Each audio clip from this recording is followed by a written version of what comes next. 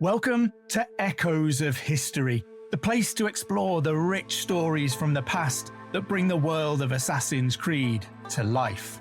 I'm Matt Lewis.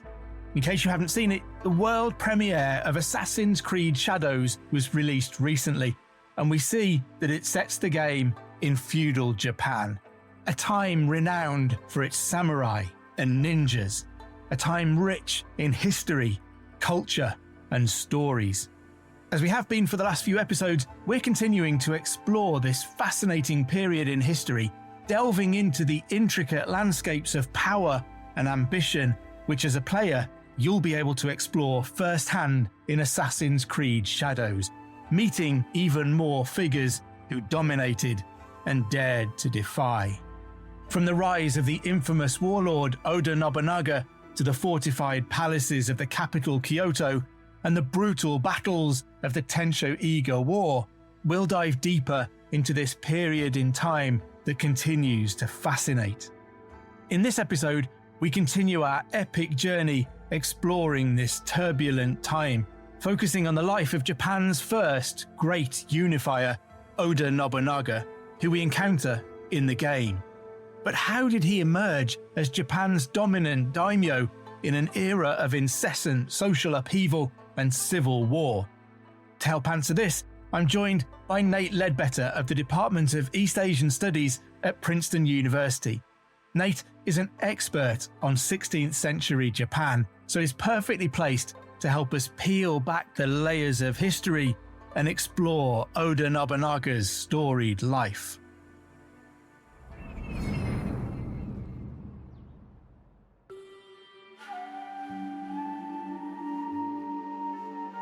Welcome to Echoes of History, Nate. It's wonderful to have you here.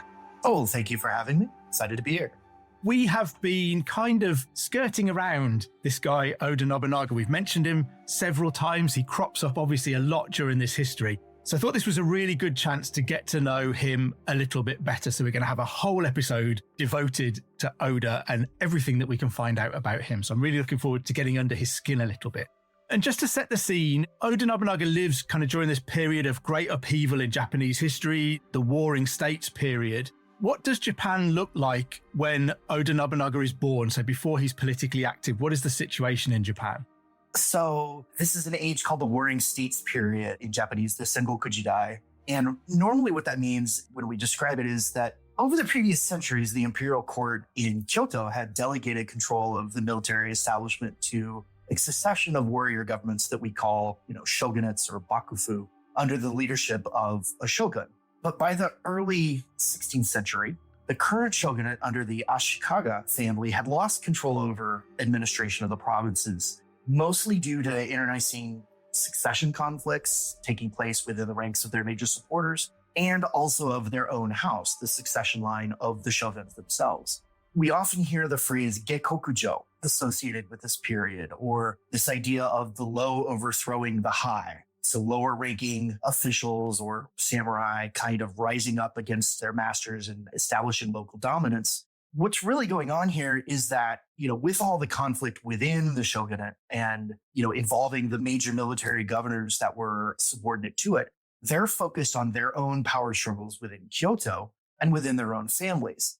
And so more and more they have to designate their subordinates out in the provinces, the deputy governors and such, as the local leadership and delegate that local power to them. So more and more these higher ranking kind of samurai nobles, military governors, and members of the shogunate are more and more separated from what's going on in their actual domains that they nominally control.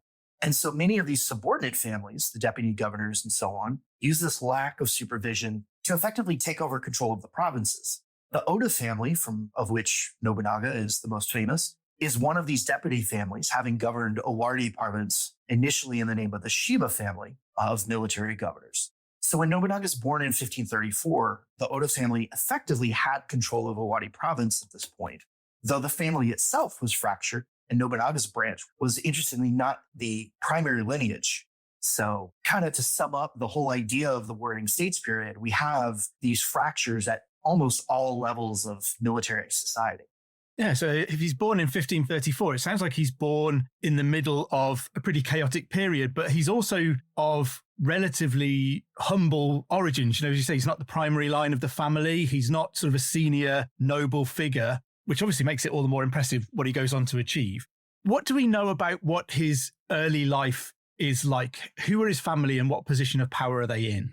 So the Oda family, as I said, they were the deputy governors underneath the Shiba family in Owari. And he's born as the first legitimate son of a man named Oda Nobuhide, who is the de facto leader of the Oda family. Like I mentioned, his line was not the senior line, but Nobuhide was particularly capable and competent and brought his relatives under his control and, for the most part, dominated the governance of Owari province. But he was in constant conflict with his neighbors, particularly the powerful Imagawa Yoshimoto to his east, and a daimyo named Saito Dosan to his north in Mino province. So Nobunaga's youth would have been one where his family was in constant conflict, both internally and externally. He was designated Nobuhide's heir rather early on, and given the education that you would expect of an heir, he was given, 4 of Nobuhide's high-ranking subordinates as his tutors, so to speak, kind of to raise him up and teach him the ways that he would need to rule, both military and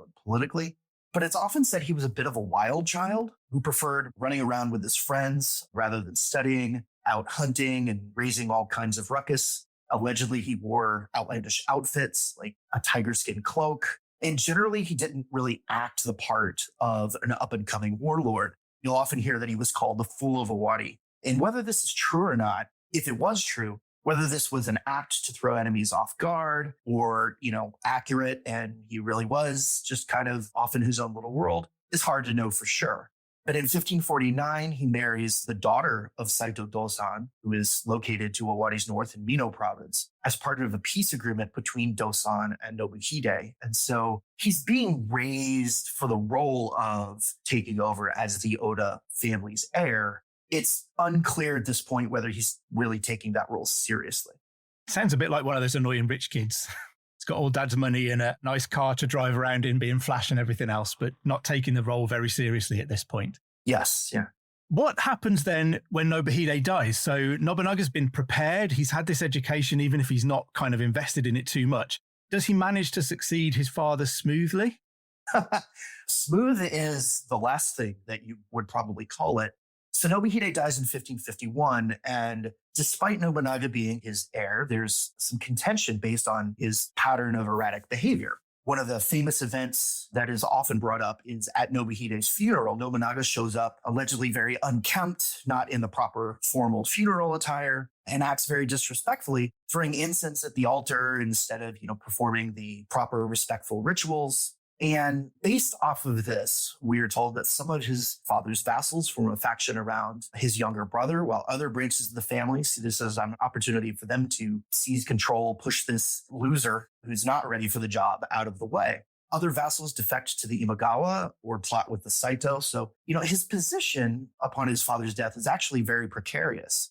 This somewhat changes, at least according to, the stories we are told about young Nobunaga, which we always, of course, have to take with a little grain of salt, being as they were written after the fact and, maybe embellished a bit to build up kind of his legacy. But in 1553, one of his senior retainers, one of these 4 men who was designated as kind of his tutors and mentors, a man by the name of Hirata Masahide, commits suicide. So think of the image of seppuku ritual suicide in your head. Can we just go into a bit of detail about what seppuku actually involves? Sure. So much later in the Edo period, where things have been a little bit more formally codified in terms of what seppuku is, but the word literally means, slicing of the belly. And you'll often hear the kind of more informal phrase harakiri associated with it as well. But it's essentially the idea that the soul of the body is seated in the stomach. And so as a way to show your sincerity in death, the samurai would often take their short sword, known as a wakizashi, and use it to disembowel themselves, making 2 cuts in their stomach as a way to both, show their bravery in the face of what must be an excruciatingly painful way to die, but also, releasing their soul, as it were, through both of these avenues, kind of making it a pure death. You'll often hear this act of seppuku being executed in the wake of a defeat in battle. That's a little bit overblown. We have this image of the samurai never accepting defeat and always killing themselves rather than surrender. And that is far from the reality. But, certainly in the Edo period, it was often used as a punishment. Sometimes samurai would commit seppuku as a means of following their masters into death if they felt particularly loyal. And at various times that was outlawed because, well, what's the heir supposed to do? And all the senior retainers who are supposed to advise him, as he takes over, commit suicide. Well, he's kind of out of luck. But anyway, another form that this could take was an act called kanshi, which is essentially a suicide of protest, normally done to protest what the person committing suicide would see as like unjust policies or maybe unwise decisions by his lord. So in this case, we have Hirata committing this form of protest suicide. And it serves as a way to wake up young Nobunaga to his rather outlandish behavior and how it's being detrimental to both, his own well-being and the well-being of the Oda family. How much of this is actually how things went down? It's almost impossible to say, but it does seem that from this point, there is a bit of a change in attitude, and he does begin to more seriously concentrate on consolidating his control over Owari and the Oda family. There's a really interesting parallel, I guess, in English history to Shakespeare's version of Henry V, who he paints as this wild child who immediately that he comes to the throne has this real conversion to an incredibly serious and driven person. We don't know how much of that wild Henry V is Shakespeare's imagination. There's not too much evidence of it. And it sounds like Nobunaga falls into that category a little bit, has a bit of a reputation, but we don't know how much he deserves it. Yeah, you could definitely say that, at least according to the traditional narrative, he definitely has his Prince Hal stage. And then once his father dies and he takes over, he goes through that a little bit more until this incident. One of the theories of this, of course, is that because he understood his weak position, he was attempting to show that he was not a threat to any of the people who would be tempted to take over and overthrow him. That's out there. I mean, again, it's really hard to know the truth of this, and I'm sure it's some combination of all the above. But yeah, there's this idea out there that, he was this mastermind from the very beginning, faking it and acting all crazy so that he threw off his enemies. How much is true? How much isn't? I'll leave it up to the audience to decide. So having had what's positioned as a wake-up call for him, how does Nobunaga then go about gaining control over the Oda clan, having sort of seeming to alienate several of the other members and others are positioning themselves for power? How does he bring all of that back together and establish himself as their leader? So his first fight is to simply gain control of his own family, largely inside of Owari province. There's some pressure from external enemies, the Imagawa to the east, but initially from 1552 to 1554, he's contending with iterations of rebellion from his uncle, Nobutomo, who conspired to assassinate him and worked with, other entities to try to make that happen. Nobunaga catches him and forgives him once, but, second time he continues to plot. Nobunaga captures him and has him put to death. In 1556, again, out of fears that Nobunaga is just not up to the task, several of his major retainers side with his younger brother, Nobuyuki, but Nobunaga, warned of potential treachery, at one point feigns an illness instead of going to go meet his brother. So his brother comes to meet him, and when he does, Nobunaga has him and his entourage assassinated.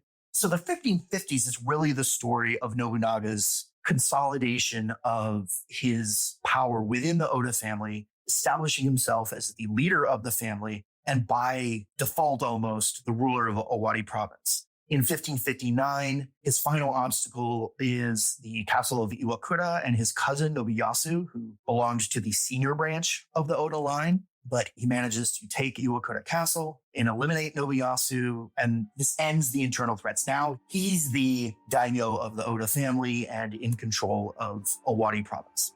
It's really interesting to wonder whether people underestimated him all along, or whether it was that series of threats that really galvanized Nobunaga into the man that he would become. I think most of the time in questions like this, I tend to say it's a little bit of column A, a little bit of column B, but certainly having to navigate the struggles initially as he did, and And likely, as he was growing up underneath his father, he saw the fault lines along which, different elements of the family fell. That certainly was a good training ground for the political and military maneuvering that would happen later on in his life. So once Nobunaga has control of Owari province, how does he then go about looking outward and beyond his own borders? Because his province is quite a small one comparatively as well, isn't it? Yes, so Owari is small, but it centers on a plain, the Nobi Plain. Japan is very mountainous, right? So there's only a few large flat areas where cultivation can take place and at large scale. And Owari happens to sit in one of these, the Nobi Plain. So while it's a small province, it's a particularly wealthy one in terms of agricultural income. So it's a good place to be based out of. It's far enough away from the capital that you're not in the middle of the intrigues and plots going on there, but it's close enough that you can get there if you decide to be part of those plots. So everything is really, as it so often is in history, it's a combination of luck, opportunity, and talent. It's really external forces that first act on him rather than him choosing to go out. Like I said, he consolidates his power by 1559 within Owari. In 1560, the powerful daimyo Imagawa Yoshimoto to his east, who ruled Totomi, Suruga, and Mikawa provinces, and came from the illustrious Imagawa line, which was one of the pillars of the former Ashikaga shogunate, he decides, or it's usually assumed at least that he decides, that he's going to make a run at marching on the capital of Kyoto to take charge of the central government. So he gathers together an army of 25,000 troops and begins his march east. And the first stop is, of course, his neighbor in Owari province, Nobunaga. So he has to go through Nobunaga's domain. On paper, this is going to be very easy. He's got 25,000 troops, which at the time was a very large army. And Nobunaga only has a few thousand men, maybe 2,500. So we're looking at roughly around a 10-1 disadvantage. But Nobunaga, despite the fact that his advisors all counsel him to withdraw into his castle at Kiyosu and withstand a siege, he decides that, that's a losing strategy because what's he going to do against an attack by an army that size? He decides that his best course of action is to try to seek an opening and attack. I won't belabor the details of the battle because we have so much to cover, but the Imagawa forces by midday had made significant progress against the Oda forces invading. Though the Imagawa army was much larger, it was rather spread out and divided. The vanguard had taken several of these forts that Nobunaga had, but Yoshimoto himself was with only a few thousand troops. And at his command post, they took a bit of a siesta, almost, if you will, in this small, narrow gorge called Dengaku Hazama. And they were celebrating. Some of the Imagawa troops had already broken into the celebration sake in anticipation of their great victory that they saw coming because, how could you see anything else? A little bit after this, there's a rainstorm. This was in the summer, so the rainy season in Japan. And this thunderstorm breaks out, and it really helps Nobunaga maneuver his forces through the mountains, through these narrow passes, into position to attack Imagawa Yoshimoto's headquarters camp. They broke out of the tree line to attack the camp, and at first Yoshimoto assumes that it's a drunken brawl taking place amongst his men. Too late, he realizes that it's not, that he's actually under attack. And shortly after that, two of the Oda samurai relieve him of his head. In the aftermath, the Imagawa forces, deprived of their commander, melt away in confusion, and we have this almost legendary victory by Oda Nobunaga, outmanned 10-1, destroying the forces of this, great daimyo. So it kind of makes a name for Nobunaga. Another key thing about this battle, though, and the aftermath, is that in the confusion of the Imagawa family with the loss of their head, several of their more talented and younger retainers, one of which we know today is Tokugawa Ieyasu, are able to claim independence, and Ieyasu establishes himself in his home territory of Mikawa, which is just to the east of Owari, and establishes an alliance with Nobunaga, thus providing a secure flank to Nobunaga's east, allowing Nobunaga to then look, in other directions as he begins to expand. Incredible combination of luck and judgment and good timing and bad weather and early celebrations.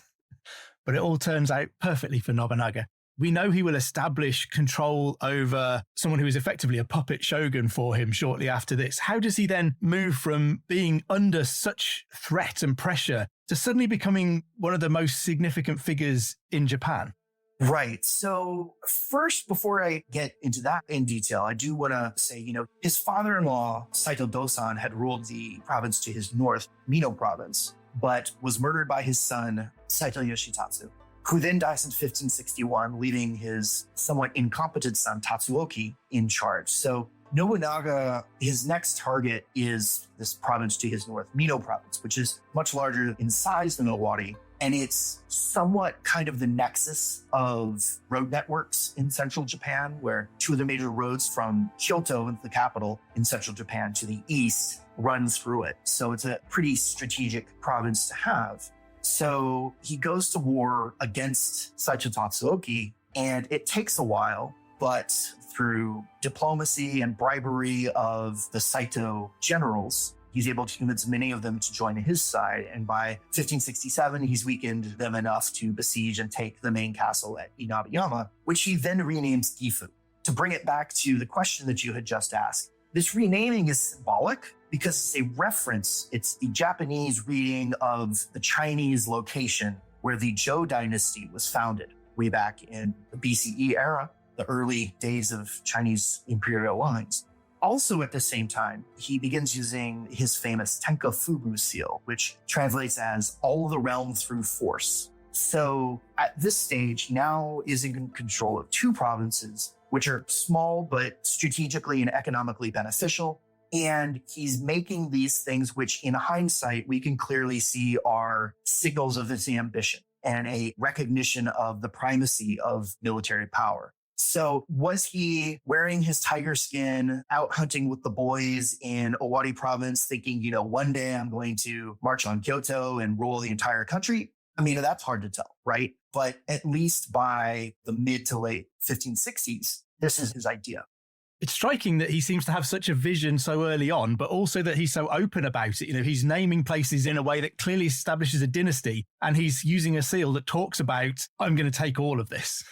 Right. Well, it's also hard, though. I mean, again, it's easy to see this in hindsight. It's really hard to say, whether his peers at the time in 1567 took note of this in the same way. Like people across Japan further away probably, okay, he took another province and, you renamed the city. Okay, great.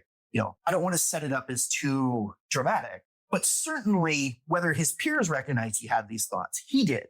So the victory over Imagawa Yoshimoto kind of made his name. But now he has Owari and Mino, which give him a fertile economic base, and the two major roads, east-west through Japan. So then he works to consolidate his position by doing some preliminary campaigns into neighboring Ise province and establishing diplomatic relations. So he marries his younger sister, Oichi, to a warlord named Azai Nagamasa, who rules northern Omi province. And this is significant because Omi is the province that lies between Mino and Owari, which he owns, and the capital of Kyoto.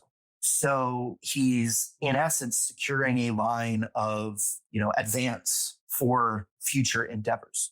One thing I want to stress is that for us, looking back on it, right, we have a tendency to look at a society like Sengoku Japan as a game board. If you picture the game of Risk, every territory is controlled by a warlord who is looking to conquer more and more territory until they control the map, and every player has the same goal. But the reality is that most daimyo were just way more concerned with personal survival. Rather than national hegemony, they're trying to expand their domain to prevent others from taking it over. They want the next line of mountains so that they can have a more defensible position and deny that to their neighbor. So they're usually conducting military action to eliminate local rivals, strengthen their immediate position. But given what we just kind of noted about Nobunaga, his renaming of his capital with historical reference to a Chinese dynasty and the Tenkafubu seal, we can see that he does have a somewhat more broadly focused goal. But even Nobunaga early on had to work with the existing political framework. As fractured as dysfunctional as it was, you couldn't just unilaterally decide to start an entirely new government. So we often have the impression that the imperial court in Kyoto was impotent because it had no independent military or economic power, but it still carried immense political, social, and ritual power. And Nobunaga respected that greatly. Likewise, the Ashikaga shogunate had devolved from a relatively strong central government in, say, around 1400 to a shell of its former self by the mid-16th century when we're talking. But people still thought of it as the legitimate military and political governing structure. The previous shogun, Ashikaga Yoshiteru, had been assassinated in 1565 and replaced by a puppet. So Yoshiteru's younger brother, a man by the name of Ashikaga Yoshiaki, had been traveling around the provinces trying to seek a benefactor who would back his claim and help him march on the capital. So shortly after Nobunaga establishes himself in Gifu, Yoshiaki arrives on his doorstep in 1568, thus giving him a pretext to make his move on the capital. So this is where, how did he get to the point where he was marching towards Kyoto and planning to take control? This is kind of where that comes from. The fact that he can take a legitimate claimant to the Ashikaga shogunate and march on Kyoto under the pretext of putting him into power gives him the legitimacy to do so. So in November of 1568, he enters Kyoto with his army and installs Yoshiaki as the 15th Ashikaga shogun. However, here's where things start to differ from what you might have expected at the time. Because rather than accept Yoshiaki's offer to be his deputy shogun, Nobunaga declines that and any other position that Yoshiaki offers. And we often interpret this as he didn't want to be under the direct authority of the shogun, confined to a specific role. He rather wanted to retain kind of the freedom of action as the real muscle making things happen.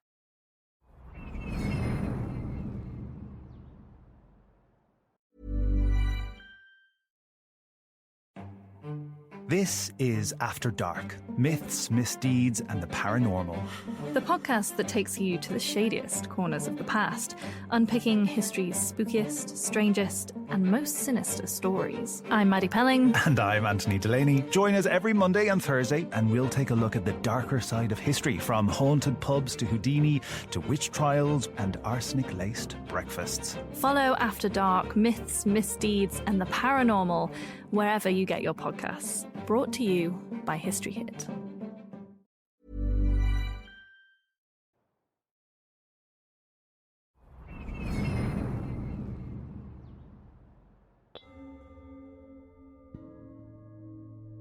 It's fascinating that even with all of his ambition and his desire to reunite Japan to some extent, it's been fractured for more than a century. But he's still not looking to sweep away the idea of a shogun and an emperor and a capital in Kyoto. He's not looking to sweep the board clean and start again to reunify Japan. He's looking to rebuild those existing structures to be the scaffold that holds them up and makes them work again.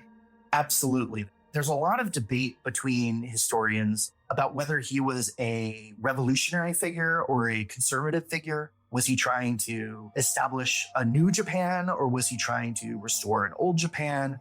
And, there's arguments, I think, for both sides, but I think long-term, what he was trying to do was reestablish central control under his leadership. No question about that.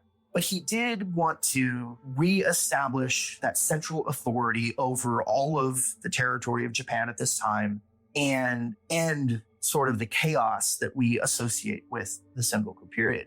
But to do that, he needed to do some unusual or unprecedented things. He didn't have this vision of a completely revolutionized society sweeping away the imperial institution. He had great respect for the imperial institution. As we'll see, he didn't have very great respect for Ashikaga Yoshiaki in particular, and absolutely intended to use him as a puppet to the best of his abilities. But we don't have this figure of, I'm going to completely wipe away the entire old order. He wanted to buttress the previous order and reform it in ways that were sustainable. Rather than whether he was a revolutionary or a conservative, we need to try and work out whether he was a conservative revolutionary or a revolutionary conservative. Right. That's a good way to put it. So given his rejection of a role as a kind of deputy shogun or anything official like that, he wants to go off and exercise his own power and authority, no doubt for his own ends. What challenges does he then face to his authority as he becomes more and more of a significant figure in Japan? Well, clearly, when one warlord rises up like this, it's going to engender resentment by others. In 1570, Nobunaga sends an invitation, sensibly on Yoshiaki's behalf, to local warlords for a reception in Kyoto. And this is almost a way to test who was going to accept his authority and who wasn't. And the daimyo of Echizen province, Asakura Yoshikage, refuses this summons. So Nobunaga launches a campaign to besiege the Asakura's main castle. But unfortunately for Nobunaga, the Azai, his brother-in-law's family, and his brother-in-law being Azai Nagamasa, had a multi-generational alliance relationship with the Asakura. So Nagamasa feels obligated to go to the Asakura's aid, and he launches an attack on Nobunaga's army's rear, forcing Nobunaga to break off the siege and retreat while the rear guard held off the Azai and the Asakura forces. So Nobunaga feels personally betrayed by this man who was a relative by marriage, and the Azai and Asakura are one of the initial threats that he faces. The two sides meet in July of 1570 at the Battle of Anigawa, where Nobunaga was joined by his ally, Tokugawa Ieyasu, and they fight this battle in the shallow Anigawa River, both sides plunging into the water to engage the enemy. So, if you picture this dramatic battle in this shallow river, Tokugawa on Nobunaga's right flank managed to rout the Asakura and then crash into the flank of the Azai, while at the same time, Nobunaga sends his reserves around the other flank, and it causes the collapse of the enemy. It's a great victory. But the surviving members of the Asakura and the Azai forces find refuge on Mount Hiei, which is a mountain just to the northeast of the capital. And it's the site of the Enryakuji Temple, which is the headquarters of the Tendai sect of Buddhism and a military power in its own right. We think of the stereotypical warrior monks. There's issues with kind of that stereotypical image, as you might expect. So what that matters is that, this was a Buddhist temple that had essentially an army of its own. And so this prevents Nobunaga from cutting off the Azai and the Asakura forces and completely destroying them. And he has to back off, which, as we can gather from Nobunaga's personality, does not particularly make him happy. Another group that around this time rises up to challenge his authority, and one that will probably his longest running enemy, is what's known as the Ikko Ikki, or the Ikko League. This was a confederation of followers of the true Pure Land sect of Buddhism, and its headquarters was the Ishiyama Honganji, which was located in what is now present-day Osaka. But it had groups of adherents called these Ikki, or leagues, scattered throughout the provinces of central Japan. And in 1570, Nobunaga starts a war with them because these self-defense groups, these Ikki and the Ishiyama Honganji itself, resisted political and military control by local warrior rule. In fact, in 1486, the Ikko Ikki of Kaga province overthrew the local daimyo and ruled the province without any samurai rule for almost 100 years. Nobunaga is obsessed at this point with reestablishing central unified authority, so he sees this as an unacceptable threat. This is a political challenge, not just a military one to him, but a political challenge to the system that he believes in. So for 10 years until 1580, he's in this constant on and off war with the Ishiyama Honganji and their Ikko followers in various locations throughout the provinces. And they're really the linchpin of the various coalitions that are opposing Nobunaga. At this point, these are kind of like the main enemies that he's looking at. As we go through his career, he'll have many more coalitions that form mostly around or with the Ikko Ikki kind of as this base that they ally with.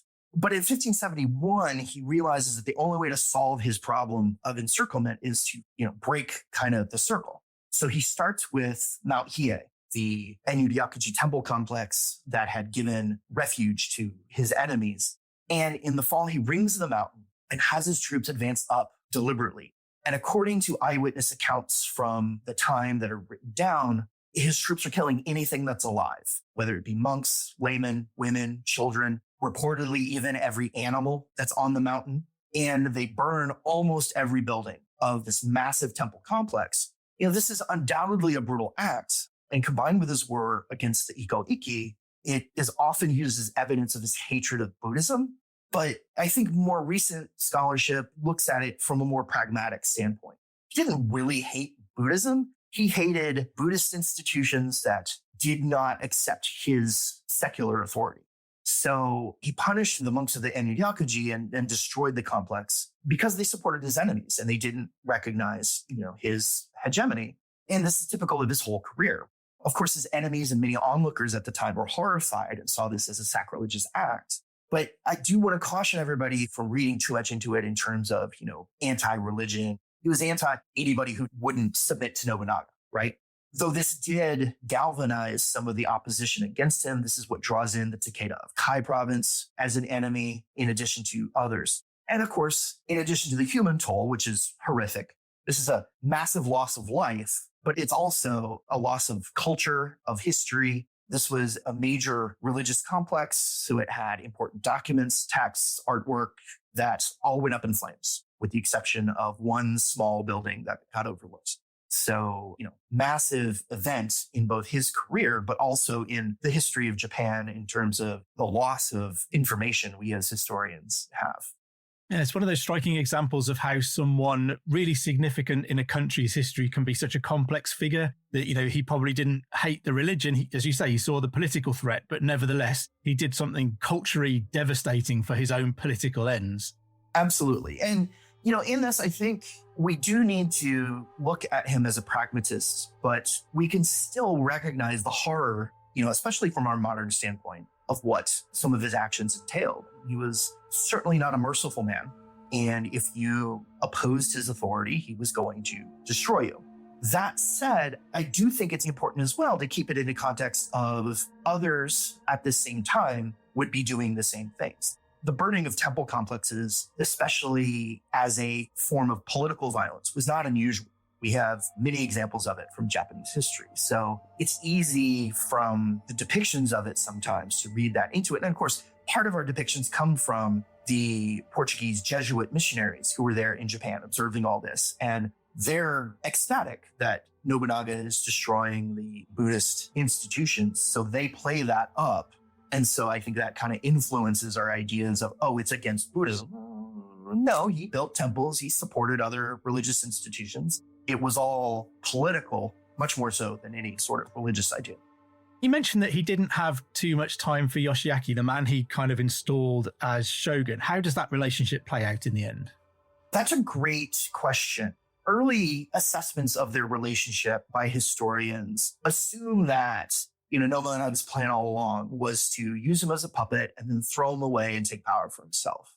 I agree with more recent biographers who see it as a little bit more complicated than that. Ashikaga Yoshiaki, obviously, as the shogun, felt that he should be in charge. So after being installed in 1568, he attempts to rule, but he quickly sees that he cannot do anything without Nobunaga's help. And by 1572, there's some real tension between the two over who's in charge. Nobunaga issues several admonishments, which, have been published and are famous, going so far as to note how the people call Yoshiaki the evil shogun, in scare quotes there, and laying out rules for the shogun's house to follow. Of course, Yoshiaki takes offense at this, and who are you to tell me, the shogun, how to run things? And so, like I said, early on, historians looked at this as Nobunaga's overstepping his bounds. He's trying to push Yoshiaki out. I think a different reading of it that is more compelling to me is that, no, he really saw that this was like the structure that should be in place and was trying to guide Yoshiaki back onto an actual correct path of governance, at least as Nobunaga saw it. And his efforts to maintain relations with Yoshiaki, at least initially, were very sincere. But Yoshiaki is the one who kind of pushes the relationship to the breaking point. And the early 1570s, he's orchestrating coalitions of enemies to move against Nobunaga. In addition to the Iko Ikki, he's kind of another linchpin of the different coalitions against Nobunaga, trying to convince different daimyo to turn against Nobunaga, invade, come rescue me in Kyoto and be my savior, and I'll grant you X, Y, Z, so forth. This continues until 1573, when it's very obvious that Nobunaga has run out of patience. In 1573, he does march on Kyoto and expel Yoshiaki, which more or less ends the Ashikaga shogunate for good. And then Ashikaga would escape to Western Japan, where he would take up residence in the lands of one of Nobunaga's enemies, the Mori family. And from there, he would continue to write different daimyo, constantly trying to create a coalition that could overthrow Nobunaga and reinstall him in power. How effective that was, well, we see that it didn't happen. But, he certainly was doing his best the entire time to undermine Nobunaga. He sounds a little bit to me like someone who, even if he wasn't kind of my way or the highway kind of guy, he struggled with people who weren't as gifted and competent and driven as he was. And given that he's possibly one of the most gifted and competent and driven men of his time, kind of no one was able to keep up with him and nobody met with his approval. And he was almost destined to fall out with everybody eventually. In a sense, yes. I mean, it would have been hard, the whole metaphor of you can't have two suns in one sky, right? So eventually, regardless of what Nobunaga wanted, there was going to be a fallout with Yoshiaki, I think, as long as Yoshiaki had any pretensions of actually wielding political power. I think that was one difference between Yoshiaki and, say, the imperial court, the Emperor Ogimachi at this time. It had been well established by this point that the emperor was, the head of the imperial court and the sovereign of the nation, but normal day-to-day political power was delegated to, some sort of warrior governing body, one of the previous shogunates or so forth. So that sort of conflict was not present with the imperial court. It's a good question as to whether or not, had there been imperial court resistance to Nobunaga, how would he have handled that? How would he have acted? We don't see it, so we don't know. But all of his dealings with the court, he's very deferential is not quite the right word, but he is respectful and shows that he wishes to work with the court. We mentioned whether he's a conservative revolutionary or a revolutionary conservative. I would say that he was probably a revolutionary conservative because he does want to keep the structures in place. He just wants that role as kind of the center of political power. Perhaps it's because he recognizes that he's competent and many of these others are not, that he recognizes he should be the one pulling the strings, right? Who knows? Yeah, I guess he struggles to share when nobody else is as good at what he wants to do as he is. We know that Nobunaga would not live to see a united Japan. What happens to him in the end? So through the course of the 1570s, he's able to continue defeating enemies, expanding his power, bringing other daimyo into his fold or defeating and removing them. And we get to the end of the 1570s and into 1580, where the Ikki finally surrenders through the agency of the court. The court noble is sent by the emperor to broker a settlement and a surrender by the Ishiyama Honganji, which ends that. So he really reaches kind of his zenith, Nobunaga does, in 1580, 1581, and into 1582.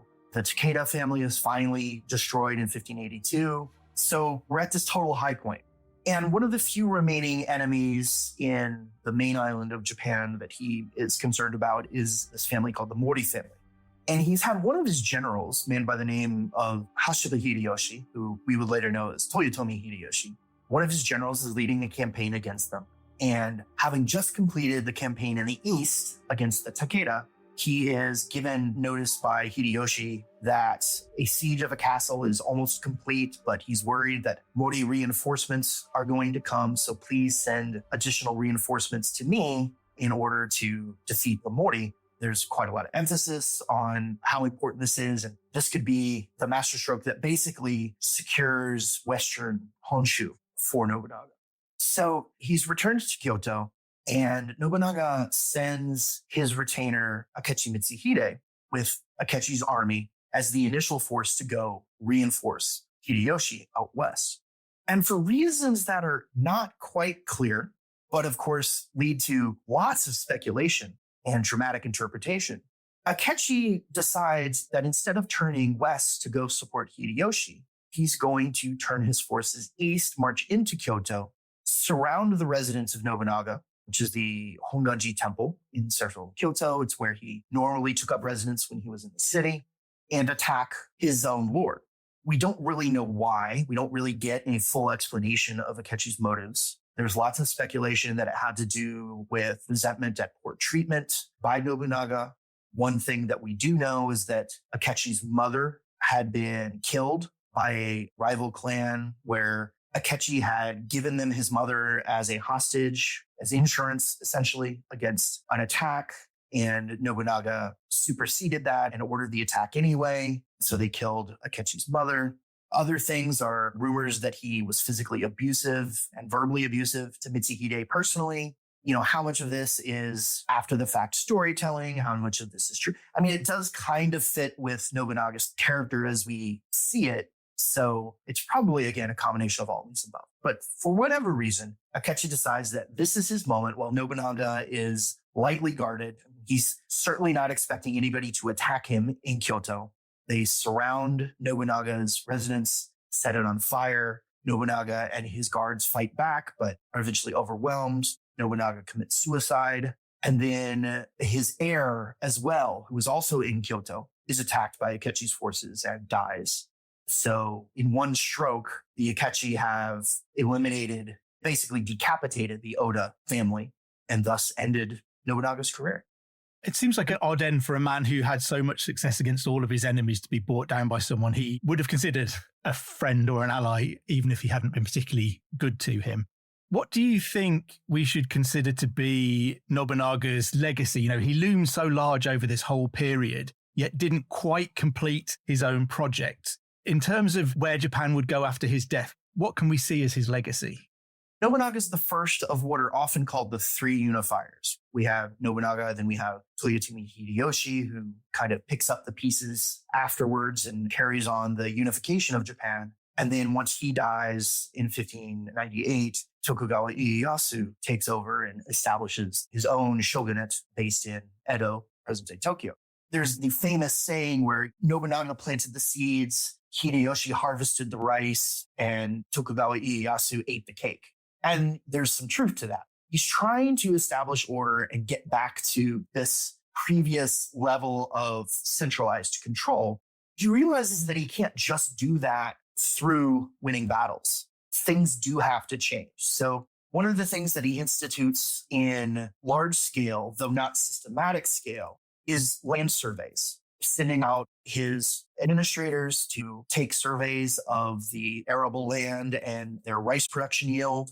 What this does is it establishes tax registers, it establishes known income values, and it enables Nobunaga to award rights to the land to his subordinates. And in some ways, assign them or move them based off of income levels.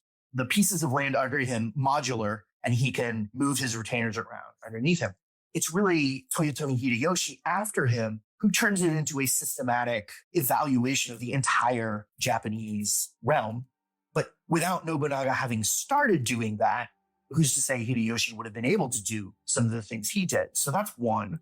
Also, this idea from a military standpoint, he's one of the first military commanders who is able to have subordinate commanders in control of their own armies, mounting independent campaigns in all directions. And that's something that we don't see before this in the same sort of strategic scale.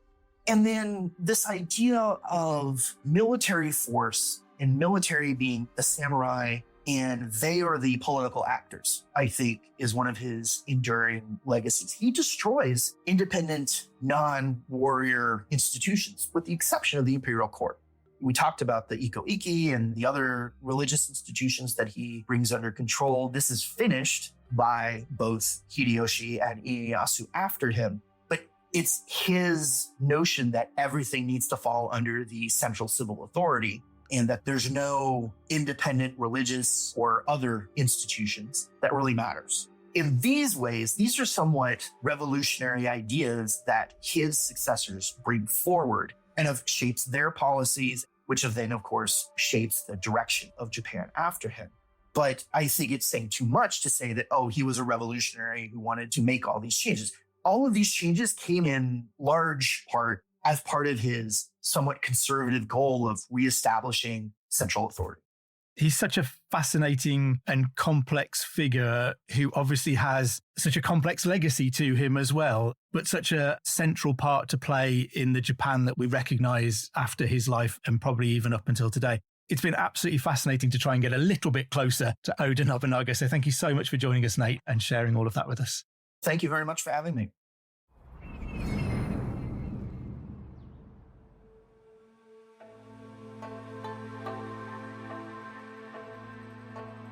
Thank you for listening to this episode of Echoes of History, a Ubisoft podcast brought to you by History Hit. Next time, we'll be heading into the mountains to encounter the shinobi who fought Oda Nobunaga in the Tensho-Iga War. How did the samurai fight the ninja? The answer to that just might surprise you. So join us for the next episode to find out more about the history behind the world of Assassin's Creed.